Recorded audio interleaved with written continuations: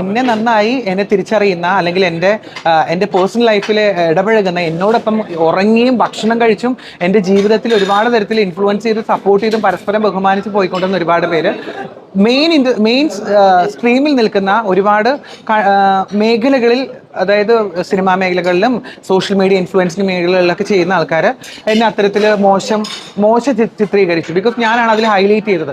ഞാൻ സാരി പൊക്കിയപ്പോൾ എൻ്റെ അടിവയറ് കണ്ടുവന്നു. ബിക്കോസ് അത് ഒരിക്കലും മനഃപൂർവ്വമല്ല. ദേവീനെ ആ ഒരു വിശ്വാസത്തെ വ്രണപ്പെടുത്താനോ പൊങ്കാലയിടുന്ന സമയത്ത് ഒരിക്കലും ആ വിശ്വാസത്തെ മാറ്റി നിർത്താനോ കളിയാക്കാനോ വേണ്ടിയല്ല ഒരിക്കലും ഞാൻ പൊങ്കാലയിട്ടത്. ദേവിക്ക് പൊങ്കാലയിട്ടത് അത്രത്തോളം ഞാൻ മനോഹരമായിട്ട് തന്നെയാണ് ഇട്ടിരുന്നത്.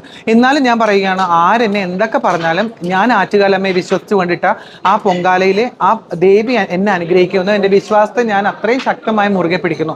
ഞാൻ എൻ്റെ ശരീരത്തെ മാത്രമല്ല, എൻ്റെ മനസ്സും ശരീരവും മൊത്തത്തിൽ ഞാൻ അർപ്പിച്ചുകൊണ്ടാണ് ആ പൊങ്കാല ഇട്ടത്. അല്ലാതെ നമ്മൾ ദേവീ സങ്കല്പമുള്ള എത്രയോ ഫോട്ടോകൾ കണ്ടിരിക്കുന്നു. പലതരത്തിലുള്ള ഫോട്ടോകളുണ്ട്. അതിലൊക്കെ വസ്ത്രമില്ലാതെയും ഉള്ളതും ആ രീതിയിലൊക്കെ നമ്മൾ കണ്ടിട്ടുണ്ട്. പക്ഷേ എൻ്റെ വസ്ത്ര സ്വാതന്ത്ര്യത്തിൽ ഞാൻ ഒരു മോശം കേടും അതിൽ കണ്ടിട്ടില്ല.